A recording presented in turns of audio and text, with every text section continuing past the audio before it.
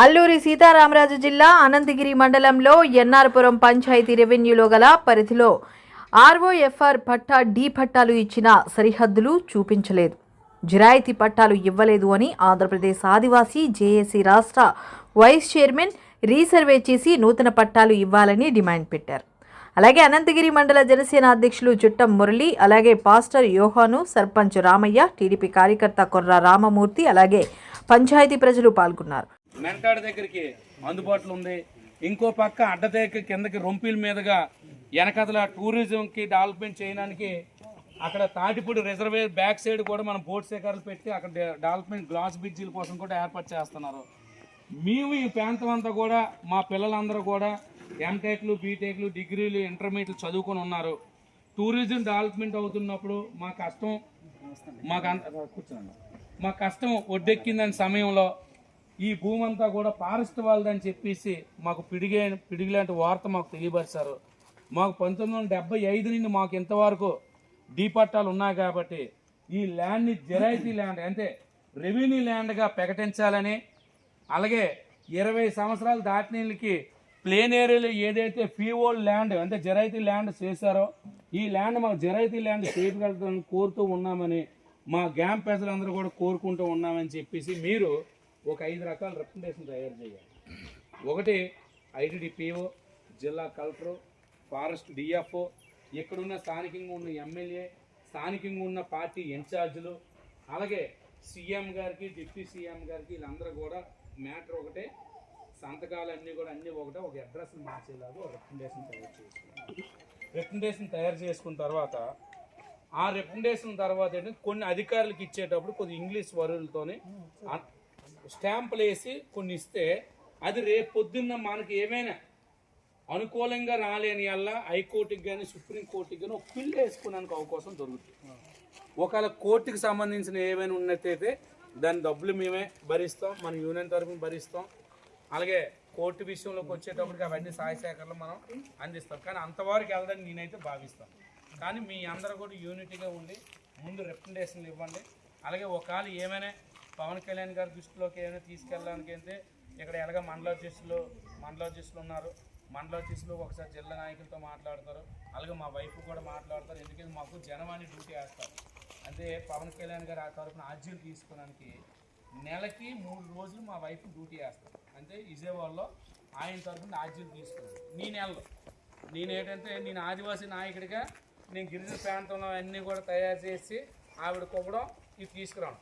అందులో భాగంగా శ్రీకాకుళం అవనండి, సీతంపేట ఐటీడీ అవనండి, పాడేరు ఐటీడీ అవనండి, పార్తీపురం ఐటీడీ అవనండి, రంపచోడ ఐటీడీ అవనండి, సింతూరు ఐటీడీ అవనండి. ఇప్పటికి మేము 192 పైన అడవితల్లి బాటలు ఏర్పాటు చేసాం.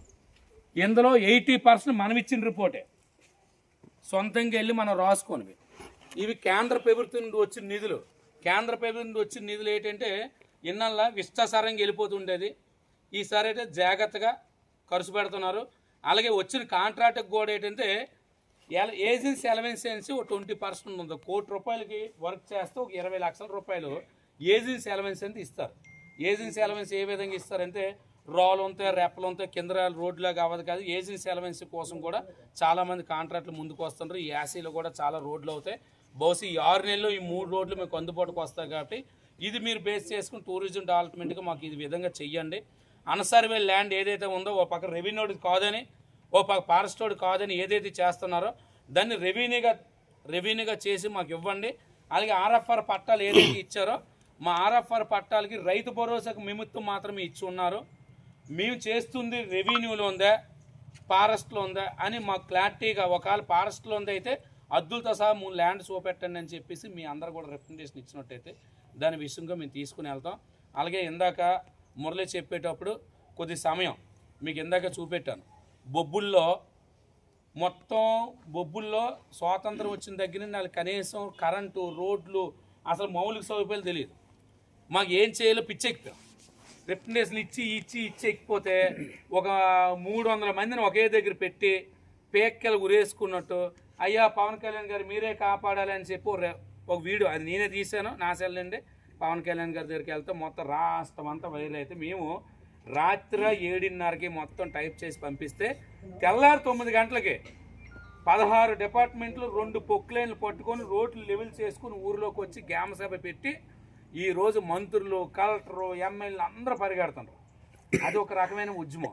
సోషల్ మీడియాలో కూడా మనం ఏదైతే చెప్పాలనుకుంటున్నామో ఆ విధంగా అధికారులకి, అంటే ఒక రాజకీయ పార్టీ జెండా లేకుండా స్వయంగా ఆ గ్రామస్తులు అందరూ కూడా మా సమస్య ఇదని మీరు చెప్పినట్టయితే 100% అటు సమస్య పరిష్కారం అవుద్ది. 100కి స్థానిక నాయకులు అందరూ కూడా కలుపుకొని వెళ్ళి స్థానిక నాయకులు కూడా రిప్రజెంటేషన్ ఇచ్చి ఆ సహకారం తీసుకున్నట్టయితే ఒక 50% సక్సెస్ అవుద్దని చెప్పి మేమైతే భావిస్తున్నాం. ఈ విషయాన్ని అయితే మేము పవన్ కళ్యాణ్ గారికి, అలాగే చంద్రబాబు నాయుడు గారికి, లోకేష్కి, ఎందుకంటే ప్రభుత్వ అధికారులు ఉన్నారు కాబట్టి అలాగే వాళ్ళ దృష్టిలో పెడతాం. సత్యబాబు గారి దగ్గరికి వచ్చేటప్పుడు వైసీపీ తరఫున ఆయన ప్రభుత్వ విప్పు కాబట్టి ఆయన ఒకసారి శాసనమండలిలో కానీ ఒకసారి రిప్రజెంటేషన్ ఏమి ఇచ్చే అవకాశం ఉంటే నేను కూడా వాళ్ళ దృష్టిలో పెట్టి సమస్య పరిష్కారం చేయడానికి పూర్తిగా మీరు సహకరిస్తామని చెప్పేసి మనస్ఫూర్తిగా మాటిస్తున్నాం.